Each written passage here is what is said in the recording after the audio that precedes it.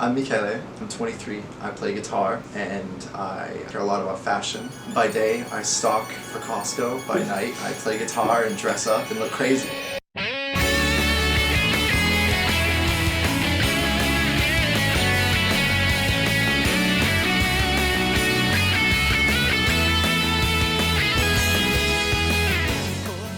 Broadly, Visual Kei is a movement that started around the 80s. Visual Kei is a music and fashion movement. It highlights a lot of crazy hair, crazy makeup, crazy outfits, and it's generally around the genre of alt-rock, metal. It ranges pretty good. To me, it's very important, the fashion, the music aspect.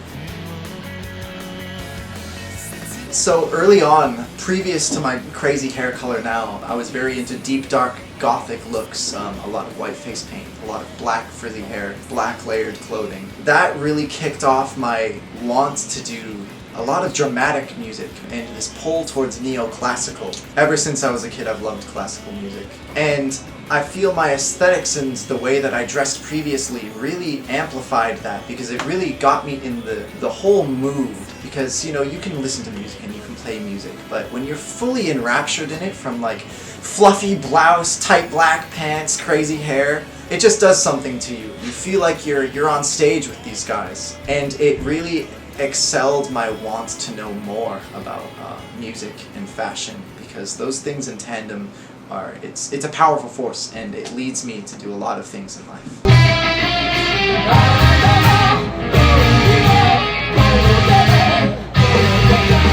So I think a lot about aesthetics when it comes to music. You could either do one or the other. You could you know, get really into the music aspect of it, or you could get really into the aesthetic aspect of it. And I have friends that do both. I feel like it's a whole different breed when they're brought together. And that's where a lot of my drive comes from. I love my aesthetics and I love my music, so being able to bring them together means a lot to me. I have a very feminine spelled name, Michele. It looks like a lot like Michele. And ever since I was a kid, I've always been small, not super muscular, had very long hair. In my entire life, I was always teased about being too feminine, going out in public with my mother and workers being like, you ladies need anything? You know, you ladies need help with anything? And around when I was 18-ish, I got so fed up with that at one point that I took a super masculine dive.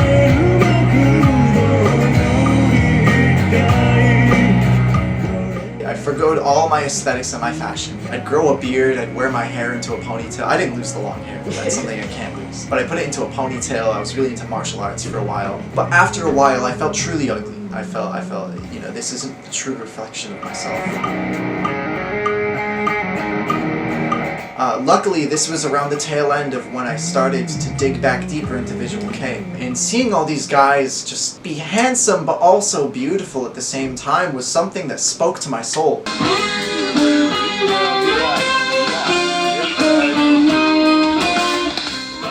I wanted to be that. I wanted to look like that. I wanted to feel this level of androgyny.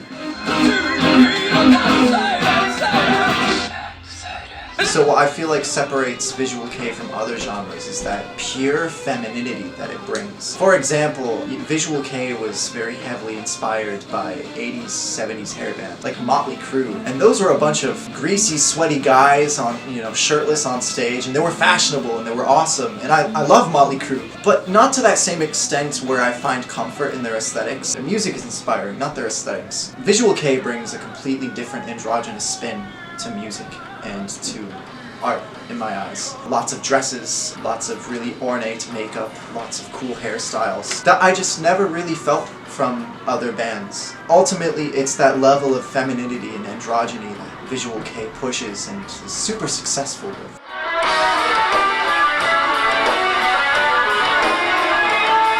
It was more around the 60s and 70s, but it was a precursor to this, where America would force propaganda of Asian men being more feminine than American men. I feel Visual Kei takes that femininity that was a pain that America wanted to take advantage of, and they flipped it on their heads, you know? So what? We are feminine men. We wear it just as well, and we're proud of it, and that means a lot to me. I'm not part of the culture, but it means a lot as a bystander to that.